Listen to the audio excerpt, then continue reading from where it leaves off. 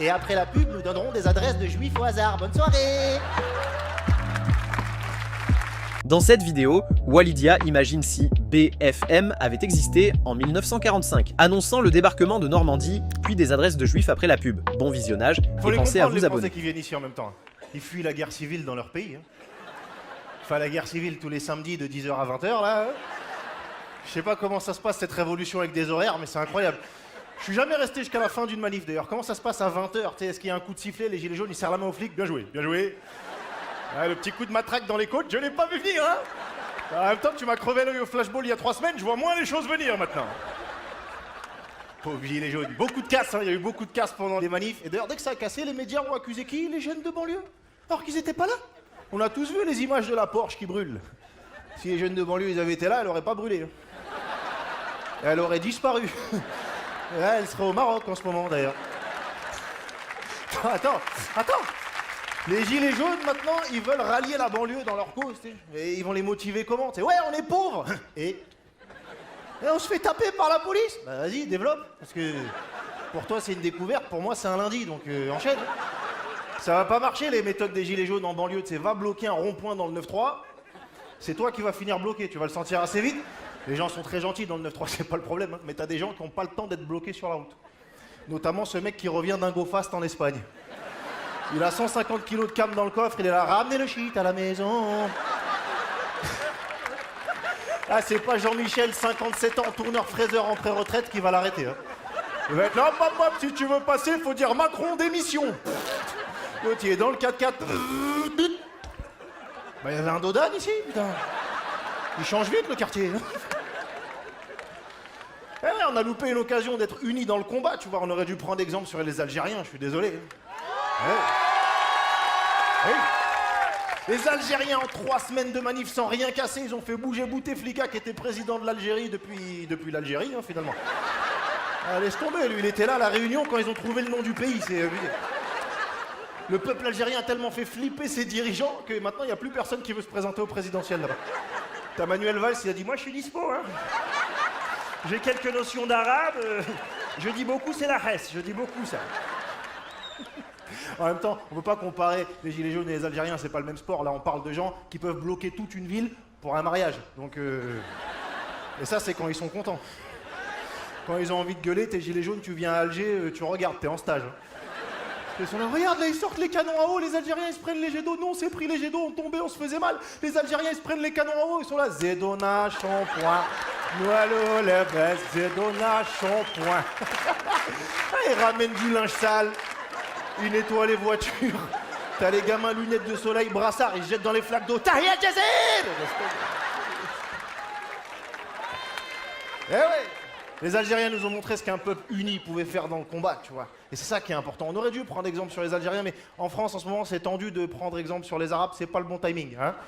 Ouais, tu le sens, la représentation médiatique des Arabes, ça fait 20 ans que ça chute. Ça fait Zidane, Faudel, Jawad, Benalla. Allez.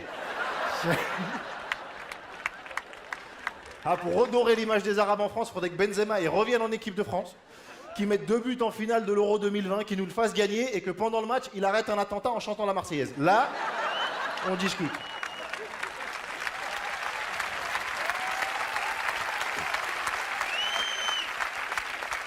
Mais je suis quand même fier parce que tu vois, malgré la vague de terrorisme qu'on a connue, la majorité des Français n'est pas tombée dans, tu sais, le calcul arabe plus musulman égale terrorisme, là, selon le théorème de BFM. BFM qui est devenu la chaîne préférée des terroristes. Hein. Ah, dès qu'ils sont en cavale, ils la regardent, ils récupèrent les infos avant la police. Donc ils sont très forts. Ils sont là, oui, nous pensons que le terroriste s'est réfugié au 32 rue Victor Hugo. Le mec, il doit être là, oui, exactement. Bah, je vais me barrer, du coup. Heureusement que BFM, ça n'existait pas en 39-45. Hein. T'imagines? Bonjour, BFM réveille la France. Aujourd'hui, nous apprenons que le débarquement des Alliés aurait lieu le 6 juin. Sur une plage en Normandie le matin. Je dis ça, je dis rien, hein. Et après la pub, nous donnerons des adresses de juifs au hasard. Bonne soirée.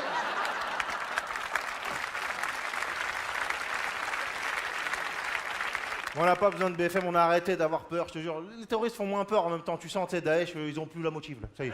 Il n'y a plus de candidats, plus personne n'est assez bête pour aller les rejoindre, tu sais, le coup des 72 vierges, ça marche plus. Tu sais, les 72 vierges au paradis, qui a fixé le chiffre? Qui a dit 72, ça tient dans un bus? C'est bon. Les mecs pensent vraiment qu'ils se font exploser, ils arrivent au paradis, il y a un bus de vierges qui se gare comme ça, t'as 72 vierges qui descendent en pom-pom girl. C'est nous, c'est les vierges, on est là pour toi, Abou Marzac. Wouh! C'est qui? C'est Abou. C'est qui? C'est Abou. C'est qui? C'est Abou. Who run the world? Vierge. Who run the world? Vierge. YMC vierge. Nanana. Tous vierges.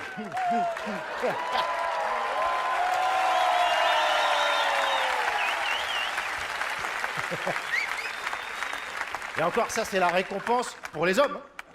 Les femmes kamikazes, si elles meurent en martyr, au paradis, elles récupèrent leur mari. Ouais, c'est claqué, hein. Elles devaient être là. Quoi? C'est le même connard qu'avant?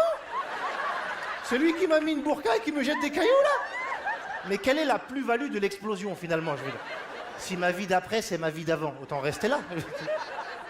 Et tu vois, encore une fois, les femmes nous ont prouvé qu'on pouvait rester un petit peu intelligent dans tout ça. Parce que les femmes, justement, c'est un exemple d'unité dans la lutte. T'imagines, quand elles se sont toutes levées contre le harcèlement, on s'est tous rangés derrière les femmes, tu vois.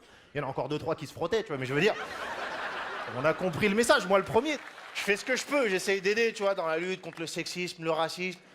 Il y a une nouvelle forme de racisme en plus qui arrive en ce moment, le racisme anti-blanc. Je sais pas si vous avez entendu parler de ça. Je suis à moitié de blanc, hein, je fais partie de la communauté, d'accord? Oui, on me rejette des fois avec cette petite phrase « Tu viens d'où ?» Je viens d'où?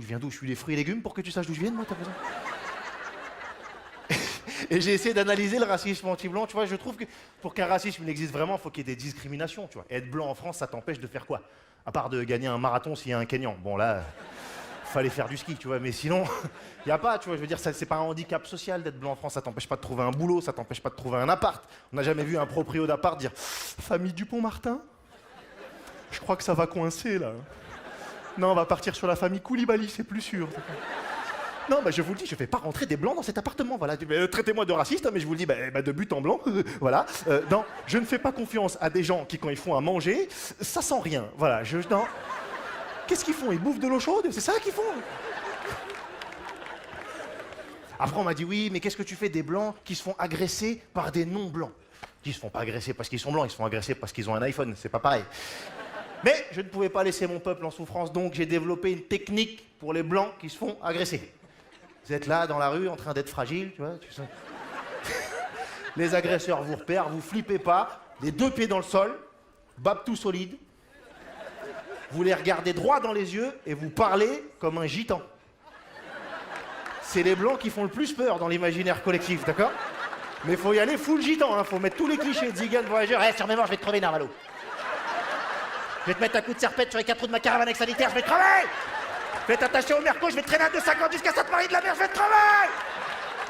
Bon, là, s'il reste, c'est que c'est un russe, hein, c'est fini. Ça, c'est l'étape d'au-dessus, il dit, je vais ouvrir ton ventre et manger ton intestin grêle.